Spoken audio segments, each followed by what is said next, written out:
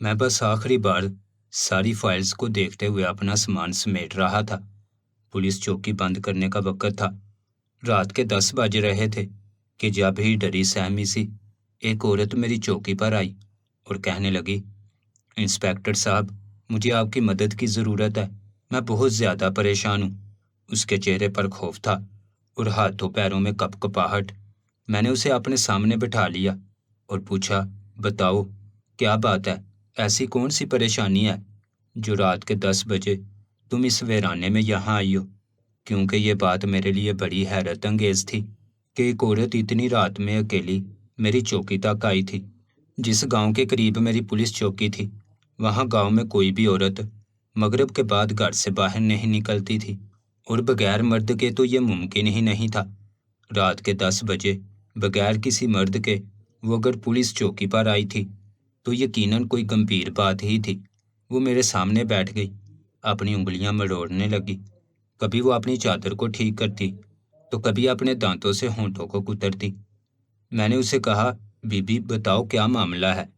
پریشان نہ ہو، تم پولیس چوکی میں ہو، تمہیں کوئی نقصان نہیں ہوگا۔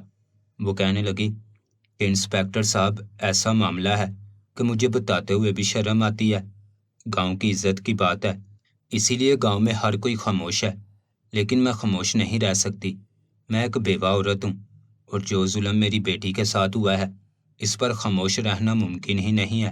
میں آپ کو کیا بتاؤں کہ آج کل گاؤں میں کیا ہو رہا ہے۔ اور یہ کہہ کر وہ عورت پھوٹ پھوٹ کر رونے لگی۔ میں اس کے رونے پر پریشان ہوا اور کہا، بہن جی، اگر آپ پولیس چوکی تک آ گئی ہیں تو ہمت رکھیں، سب کچھ ٹھیک ہو جائے گا۔ پریشان ہونے کی ضرورت نہیں ہے، آپ مجھے بتائیں، میں خود آپ کا مسئلہ حل کروں گا۔ کیا آپ کو اور آپ کی بیٹی کو کسی سے کوئی پریشانی ہے؟ میرے سوال پر وہ پوری طرح خاموش ہو گئی، اور اس کی یہ خاموشی مجھے بتا رہی تھی کہ ضرور کوئی بہت بڑی بات ہے۔ دراصل گاؤں کا چودھری ایک ظالم آدمی تھا، اس لیے مجھے لگ رہا تھا کہ شاید وہی گاؤں والوں کو پھر سے پریشان کر رہا ہے۔ کچھ دن پہلے بھی اس کے متعلق یہی رپورٹ آئی تھی، لیکن اس عورت نے چودھری کا تو نام ہی نہ لیا، بلکہ اپنی پریشانی کی جو وجہ بتائی وہ سن کر میں خود بھی حیران رہ گیا۔ میں نے پوچھا، یہ کیسے ممکن ہے؟ وہ کہنے لگی، بس انسپیکٹر صاحب، یہی تو پریشانی ہے کہ جو کچھ میں کہہ رہی ہوں وہ بالکل سچ ہے۔ گاؤں کی لڑکیاں حاملہ ہوتی چلی جا رہی ہیں، لیکن کوئی نہیں جانتا کہ وہ حاملہ کیسے ہوتی ہیں۔ سبھی عزادار اور شریف لڑکیاں ہیں۔ آپ تو جانتے ہیں کہ گاؤں میں لڑکیاں کس قدر شریف اور حیادار ہوتی ہیں۔ ہماری لڑکیاں تو مغرب کے بعد گھر سے باہر بھی نہیں نکلتی۔ میری بیٹی بھی ایسے ہی پردے دار سی بچی ہے، لیکن پھر بھی گھر بیٹھے حاملہ ہو گئی، اور اب میں نہیں جانتی کہ اس کے بچے کا باپ کون ہے۔ لیکن جب یہ بات گاؤں والوں کو پتہ چلے گی تو میری بیٹی کو سنگسار کر دیا جائے گا۔ گاؤں میں جو بھی لڑکی کچھ غلط کام کرتی ہے اسے سنگسار کیا جاتا ہے، کوڑے لگائے جاتے ہیں، پتھر مارے جاتے ہیں، یا پھر اسے ہمیشہ کے لیے چودھری صاحب کی حویلی میں ملازمہ کا درجہ مل جاتا ہے۔ اب تک جتنی بھی لڑکیوں کے ساتھ یہ مسئلہ ہوا ہے انہوں نے یہ بات گھر میں ہی دبا کر رکھی ہوئی ہے، لیکن ایک مہینے میں اتنی لڑکیوں کا حاملہ ہو جانا کب تک چھپ سکتا ہے؟ آج نہیں تو کل گاؤں والوں کو پتہ چل ہی جائے گا، اور پھر ہماری بچیوں کو اس گناہ کی سزا ملے گی جو گناہ انہوں نے کیا ہی نہیں ہے۔ وہ تو بیچاری خود بہت پریشان ہے، ڈری سہمی ہوئی ہیں، ان کی حالت پہلے ہی خراب ہے، اوپر سے انہیں مستقبل کی فکر ستا رہی ہے۔ چودھری صاحب کے ڈر سے ہم لوگ یہ بات چھپانے پر مجبور ہیں، لیکن میں اب مزید اس بات پر پردہ نہیں ڈال سکتی۔ جو مجرم ہے اسے سزا ملنی چاہیے، ورنہ ہماری بچیوں کی عزت مٹی میں ملتی رہے گی اور ہم کچھ بھی نہیں کر سکیں گے۔ آپ ہی بتائیں، مجھے جیسی بیوہ عورت کی یتیم بیٹی کے ساتھ کون شادی کرے گا؟ جبکہ میری بیٹی تو بہت ہی پاکیزہ ہے، اس کی پاک دامنی کی گواہی میں خود دیتی ہوں، لیکن یہ معاشرہ کیسے اسے بے قصور مانے گا؟ اور پھر گاؤں کے چودھری کو تو آپ جانتے ہی ہیں، اس نے تو کبھی ہم گاؤں والوں پر کوئی احسان نہیں کیا، اس کا ظلم تو سارے زمانے میں مشہور ہے۔ اپنے آنسو پونچھتی اس عورت نے مجھے اپنے دکھ کی ساری وجہ بتا دی تھی، اور اب امید طلب نظروں سے میری جانب دیکھ رہی تھی۔ شاید وہ بہت آس لے کر اس پولیس چوکی تک آئی تھی۔ میں نے 45 سالہ اس عورت کو سر سے پاؤں تک دیکھا، جو واقعی حالات سے پریشان اور مجبور نظر آ رہی تھی، جس کی آنکھوں میں بے بسی تھی۔ میں نے ساری فائلز ایک طرف رکھیں اور اس سے کہا کہ دیکھو بی بی، آج تو رات بہت ہو گئی ہے۔ اتنی رات کو اب اگر میں گاؤں میں جا کر پوچھ گچھ کروں گا تو لازمی سی بات ہے کہ یہ معاملہ چودھری صاحب کی نظروں میں آ جائے گا، اور پھر آپ لوگوں کی بچیوں کی حفاظت کرنا بہت مشکل ہو جائے گا، کیونکہ قانون سے کہیں زیادہ اس گاؤں میں چودھری صاحب طاقتور ہے۔ آپ بے فکر ہو کر چلی جائیں، میں خود اس معاملے پر کل سے کارروائی شروع کرتا ہوں۔ آپ قانون پر بھروسہ رکھیں، مجرم کو سزا ضرور ملے گی۔ میری بات سن کر اس عورت نے میرے آگے ہاتھ جوڑے اور کہنے لگی، انسپکٹر صاحب، میرا یا میری بیٹی کا نام نہیں آنا چاہیے، ورنہ ہماری زندگی مشکل ہو جائے گی۔ چودھری صاحب کو پتہ چلا کہ میں رات کے اندھیرے میں پولیس اسٹیشن آئی تھی تو وہ میرا جینا مشکل کر دیں گے۔ آپ کو تو پتہ ہے کہ ہمارے گاؤں میں قانون بھی چودھری صاحب کا ہے اور انصاف بھی وہی کرتے ہیں۔ میں نے اسے بھروسہ دیا اور کہا کہ فکر نہ کریں، میں اپنے طور پر تفتیش شروع کروں گا۔ میں کسی نہ کسی بہانے سے گاؤں میں آؤں گا اور پھر معاملات دیکھوں گا۔ میری بات سن کر وہ میرا شکریہ ادا کرتے ہوئے چلی گئی اور میں نے اپنے گھر کی راہ لی۔ میرا گھر پولیس چوکی سے قریب تھا۔ گھر کیا تھا، سرکار کی طرف سے ملا ہوا ایک کمرے کا کوارٹر تھا۔ میرا گھر کسی گاؤں کی سرحد میں نہیں تھا، میں اکیلا یہاں رہتا تھا۔ میرے بیوی بچے سب شہر میں تھے۔ میری پوسٹنگ یہاں ہوئی تھی۔ یہاں سہولیات بالکل بھی نہیں تھی۔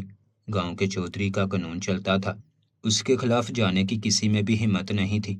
اس لیے میں نے اپنی بیوی بچوں کو اس علاقے میں لانے کی کوشش ہی نہیں کی تھی۔ میں اکیلا ہی اپنے چھوٹے سے کوارٹر میں جا کر پڑ گیا۔ تھکن سے میرا حال بہت برا تھا۔ ایسا نہیں تھا کہ میں نے سارا دن بہت کام کیا ہو، سچ تو یہ تھا کہ ہمارے پولیس اسٹیشن میں کرنے کو کوئی کام ہی نہیں تھا، اس لیے میں زیادہ تھک جایا کرتا تھا۔ سارا وقت اپنی کرسی پر بیٹھا بس پرانی فائلوں میں گم رہتا تھا۔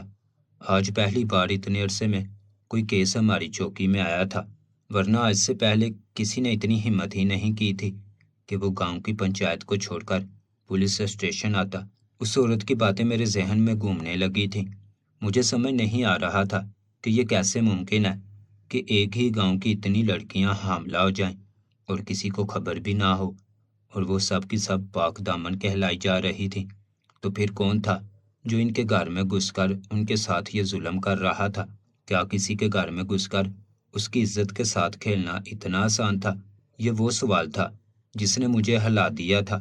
کیا ایک عورت اپنے گھر کی چار دیواری میں بھی محفوظ نہیں تھی؟ پولیس چوکی میں میرے ساتھ 2 لیڈی کانسٹیبل اور ایک سب کانسٹیبل تھا۔ وہ سب مجھ سے پہلے اپنے گھروں کو جا چکے تھے، اس لیے میں کسی سے بھی اس معاملے کو ڈسکس نہیں کر سکا۔ مگر اگلی صبح جب میں فریش ہو کر اپنی چوکی پر پہنچا تو تینوں ہی وہاں پر موجود تھے۔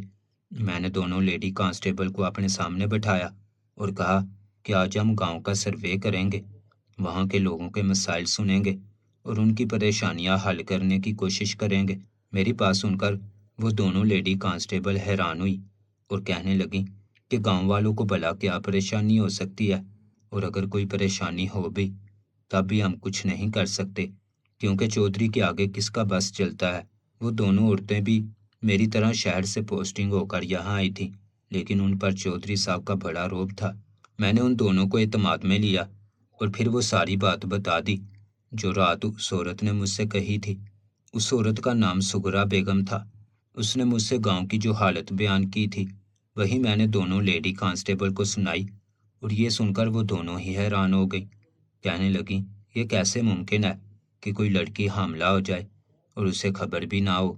یہ تو ایسی بات ہوئی کہ سورج نکلا اور کسی کو پتہ بھی نہ چلا۔ میں نے ان دونوں لیڈی کانسٹیبل کو سمجھایا کہ یہی تو میں کہنا چاہ رہا ہوں کہ یقیناً دال میں کچھ کالا ہے، یہ کوئی معمولی بات نہیں ہے۔ 10 لڑکیوں نے اپنی عزت گنوائی ہے اور ان کا مستقبل بھی اب خطرے میں پڑ چکا ہے۔ جب ان کے حمل کی خبر چودھری کے پاس جائے گی تو یقیناً ان معصوم لڑکیوں کو سزا دے گا۔ گاؤں میں یہی تو رواج ہوتا ہے، گناہ گار مرد ہو تو بچ جاتا ہے اور بے گناہ عورت بھی سزا پا جاتی ہے۔ اب جو گناہ گار ہے اسے تو کوئی پکڑے گا نہیں، لیکن جو بے گناہ لڑکیاں ہیں وہ ضرور چودھری کے عتاب کا شکار ہوں گی۔ اس لیے ہمیں اس معاملے میں کچھ نہ کچھ کارروائی کرنی ہوگی، اور اتنی خاموشی سے کرنی ہوگی کہ چودھری یا اس کے لوگوں کو خبر نہ ہو سکے، ورنہ وہ ہماری کارروائی کو روک کر اپنے قانون چلانا شروع کر دیں گے۔ دونوں ہی لیڈی کانسٹیبل بہت ذمہ دار تھیں، مگر میری بات سن کر وہ ڈر گئیں اور کہنے لگیں کہ ہمیں چودھری صاحب سے پنگا لینے کی کیا ضرورت ہے، سیدھے سیدھے اس معاملے کو چودھری صاحب کو بتا دیتے ہیں، وہ خود نمٹ لیں گے۔ اگر ہم نے کوئی کارروائی کی اور چودھری صاحب ہمارے دشمن بن گئے تو ہمارے لیے نوکری کرنا مشکل ہو جائے گا، کیا پتہ وہ ہماری جان کے ہی دشمن بن جائیں، کیونکہ یہ جو چودھری ہوتے ہیں یہ اپنے گاؤں کی حدود میں کسی اور کو برداشت نہیں کرتے۔ میں نے مسکرا کر کہا، یہی تو میں کہنا چاہ رہا ہوں کہ کب تک ہم اس چودھریوں کے نظام تلے دب کر رہیں گے، کب تک ہمارے لوگ ان چودھریوں کے خوف سے اپنی زندگیوں کو قید خانوں میں گزاریں گے۔ آپ دونوں خود پڑھی لکھی عورتیں ہیں، کیا آپ دونوں کو نہیں لگتا کہ ہمیں گاؤں کی عورتوں کو طاقت دینی چاہیے، اتنی طاقت کہ وہ اپنے حق کے لیے کھل کر آواز اٹھا سکیں، کم سے کم ایک FIR تو درج کروا سکے۔ گاؤں میں 10 لڑکیوں کے ساتھ یہ حادثہ ہو گیا، لیکن ایک بھی لڑکی نے FIR درج نہ کروائی، سب کی سب گھر میں چھپ کر بیٹھی ہیں۔ کیا انہیں جینے کا کوئی حق نہیں ہے؟ کیا ہمارے ملک کا قانون گاؤں میں رہنے والی ان لڑکیوں کے لیے نہیں ہے؟ وہ دونوں لیڈی کانسٹیبل میری بات سمجھ گئیں اور دونوں نے وعدہ کیا کہ وہ آخری دم تک میرا ساتھ نبھائیں گی۔ میں نے چوکی سب کانسٹیبل کے حوالے کی اور ان دونوں لیڈی کانسٹیبل کے ساتھ گاؤں کی حدود میں داخل ہو گیا۔ جیسے ہی میں گاؤں میں داخل ہوا، چودھری صاحب کو خبر مل گئی، ان کے بندے فوراً میرے پاس آ گئے، کہنے لگے چلیں ہم آپ کو حویلی لے کر چلتے ہیں۔ میں نے کہا نہیں، آج ہم گاؤں کے لوگوں سے ملاقات کرنے آئے ہیں، حویلی سے ہمیں کوئی سروکار نہیں، ہم تو یہ دیکھنے آئے ہیں کہ گاؤں کے لوگوں کو کوئی مسئلہ تو نہیں ہے۔ یہ سن کر چودھری کے بندے بہت حیران ہوئے اور کہنے لگے گاؤں کے لوگوں کے مسائل حل کرنے کے لیے چودھری صاحب بیٹھے ہیں، آپ کو پریشان ہونے کی کیا ضرورت ہے، آپ حویلی چلیں، ہم چائے پانی کرتے ہیں۔ میں نے سختی سے کہا کہ میں اپنی ڈیوٹی نبھا رہا ہوں، یہ گاؤں میری حدود میں آتا ہے، اس لیے اگر یہاں کوئی بھی پریشانی یا مسئلے مسائل ہوں تو انہیں حل کرنا میری ذمہ داری ہے۔ چودھری کا بندہ غصے میں کہنے لگا، صاحب اگر آپ ہمارے علاقے میں گھس کر کارروائی کریں گے تو پھر آپ کا ٹرانسفر کروا دیا جائے گا۔ میں نے اس سے کہا کہ میں تو کوئی کارروائی نہیں کر رہا، میں تو بس گاؤں کے لوگوں کے ساتھ ملنا جلنا چاہتا ہوں، ان سے بات کرنا چاہتا ہوں اور ان کے مسائل سننا چاہتا ہوں، اس میں تمہیں یا تمہارے چودھری کو کیا اعتراض ہے؟ جاؤ اور جا کر کہہ دو کہ انسپیکٹر اعزاز حسن گاؤں کے لوگوں سے ملنے آیا ہے۔ میں نے سختی سے چودھری کے بندوں کو بھگا دیا تھا اور پھر گاؤں والوں سے بات چیت شروع کی تھی۔ گاؤں میں ہر کوئی چودھری صاحب کی تعریف کر رہا تھا، اگرچہ میں جانتا تھا کہ یہ تعریف جھوٹی ہے کیونکہ ان کے چہرے سچائی بیان کر رہے تھے، لیکن پھر بھی میں مسکرا کر سنتا رہا۔ پھر میں نے لیڈی کانسٹیبل کو اشارہ کیا کہ وہ کچھ گھروں میں جائیں اور وہاں کی عورتوں سے معلومات کریں۔ میں جاننا چاہتا تھا کہ سغرا بیگم نے جو کچھ کہا ہے وہ سچ بھی ہے یا نہیں۔ لیڈی کانسٹیبل بہت جلدی سے اپنا کام کرنے لگی۔ چودھری کے بندوں کی کسی بھی قسم کی غنڈہ گردی سے پہلے ہمیں کچھ نہ کچھ معلومات تو چاہیے تھی۔ وہ 8-10 گھروں میں گئیں اور پھر اس سے پہلے کہ وہ آگے بڑھتیں اور گھروں میں جاتیں، چودھری صاحب خود اپنے آدمیوں کے ساتھ تشریف لے آئے۔ مجھے دیکھ کر مسکراتے ہوئے کہنے لگے، جناب آپ کو اتنی زحمت کرنے کی کیا ضرورت ہے، یہ گاؤں بھی ہمارا ہے، یہاں کے لوگ بھی ہمارے ہیں، جو بھی پریشانی ہوگی ہم خود اس سے نمٹ لیں گے، آپ حویلی میں چلیں، ہم آپ کو کوئی چائے پانی کرواتے ہیں، آپ کو یہاں گرمی میں کھڑے رہنے کی کیا ضرورت ہے۔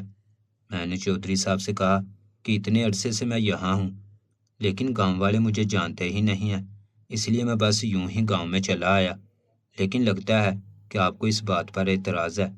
چودھری صاحب کہنے لگے، ارے نہیں، مجھے کیا اعتراض ہوگا، تم گاؤں والوں سے جو چاہے بات کرو، مجھے معلوم ہے کہ ان کا جواب کیا ہوگا، لیکن مجھے اچھا نہیں لگتا کہ میں سرکاری مہمانوں کو دھوپ میں کھڑا رکھوں۔ میں نے غصے میں چودھری صاحب سے کہا کہ میں سرکاری مہمان نہیں ہوں لیکن سرکاری ملازم ہوں، اور یہاں دھوپ میں کھڑے رہ کر میں جو کچھ کر رہا ہوں مجھے اسی کی تنخواہ دی جاتی ہے، اس لیے آپ پریشان نہ ہوں۔ میں نے چودھری صاحب کے تیور دیکھتے ہوئے لیڈی کانسٹیبل کو اشارہ کیا کہ اب ہم واپس چلتے ہیں، اور پھر جب ہم چوکی پر واپس پہنچے تو ان دونوں لیڈی کانسٹیبل نے بڑی عجیب سی بات بتائی۔ کہنے لگیں، کہ گاؤں کی عورتیں بہت ڈری ہوئی ہیں۔ ہم جن 10 گھروں میں گئے تھے ان میں سے 4 گھر میں حاملہ لڑکیاں موجود تھیں۔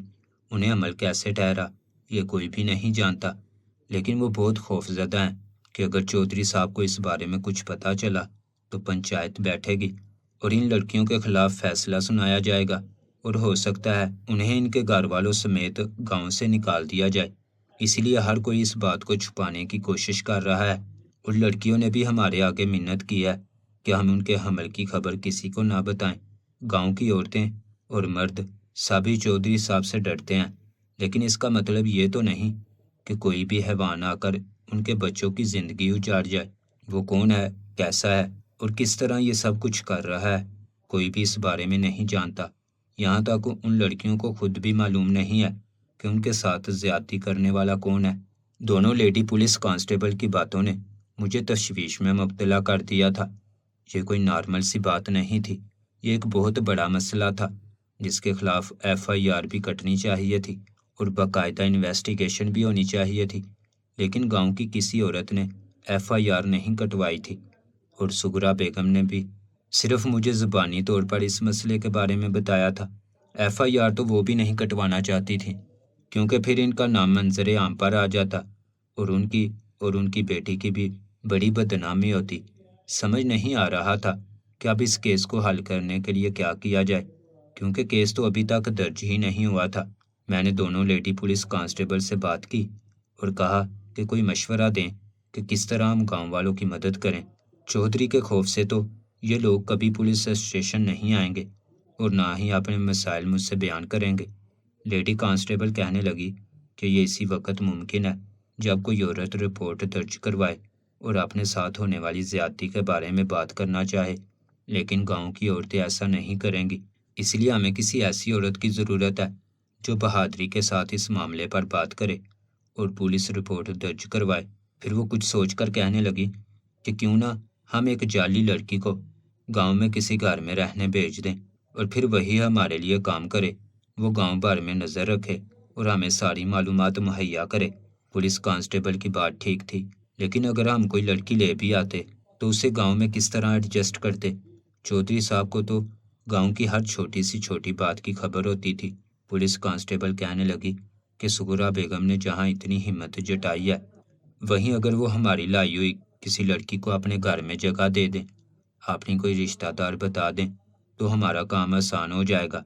اور پھر مجھے یہ مشورہ بہت پسند آیا۔ میں نے اسی لیڈی کانسٹیبل سے بات کی اور ہم نے شہر سے ایک لیڈی کانسٹیبل کو بلوا لیا۔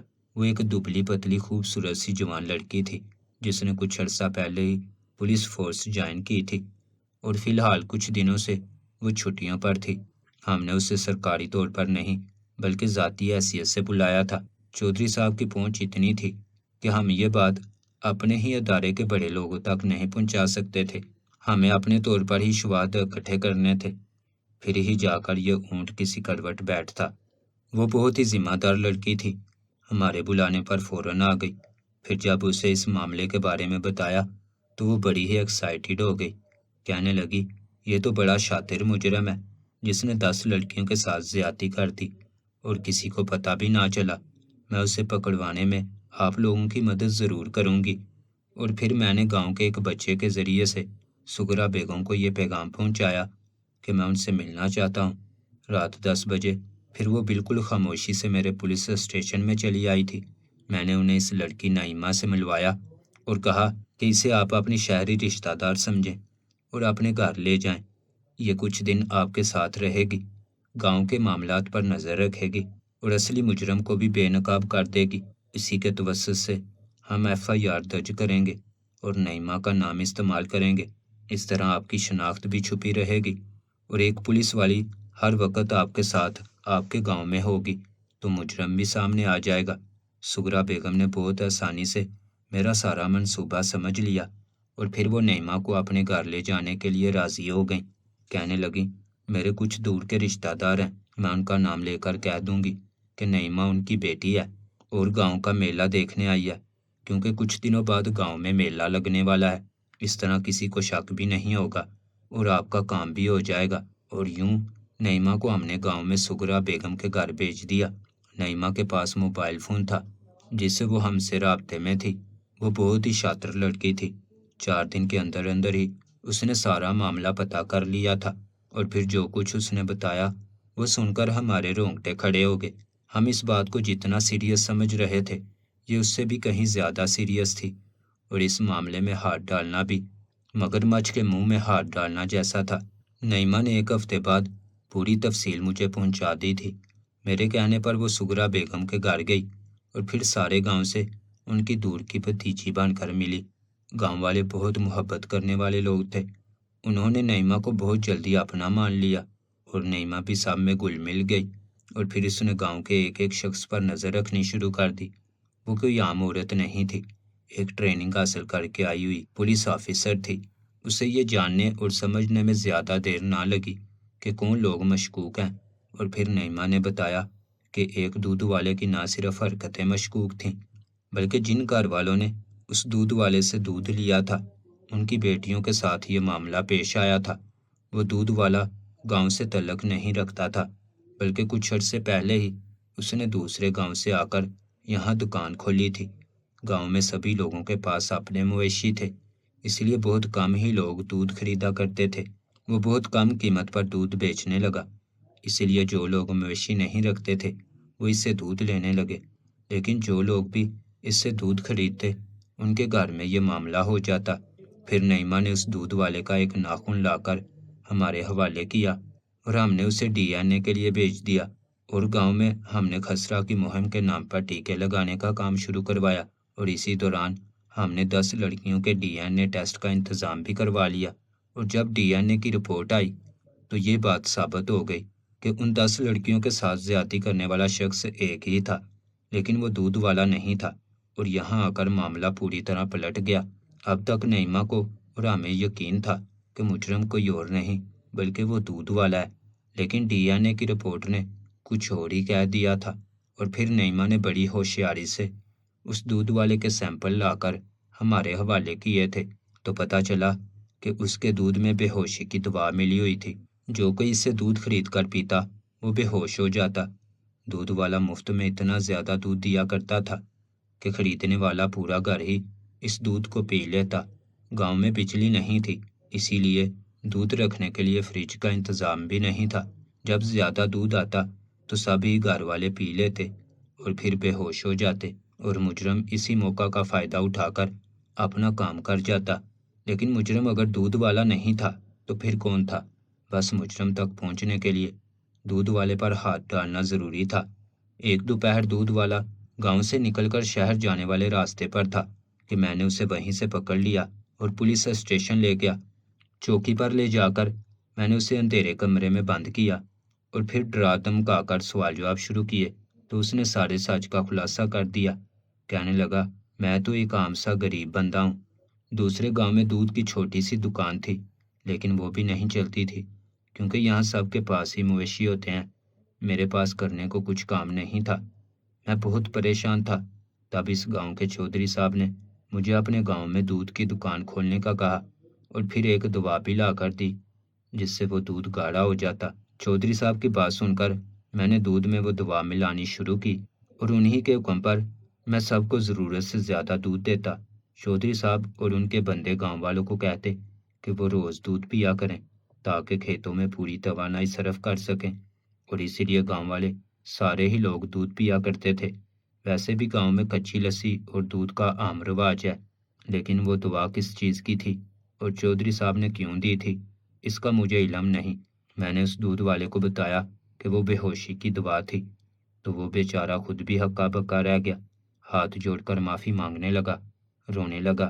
میں نے اس سے کہا کہ تمہیں اسی صورت چھوڑوں گا جب تم وعدہ معاف گواہ بن جاؤ گے۔ اور پھر میں نے نعیمہ سے FIR درج کروائی اور سارے گاؤں والوں کے سامنے یہ بات رکھ دی کہ چودھری صاحب نے ہی یہ سب کچھ کیا ہے۔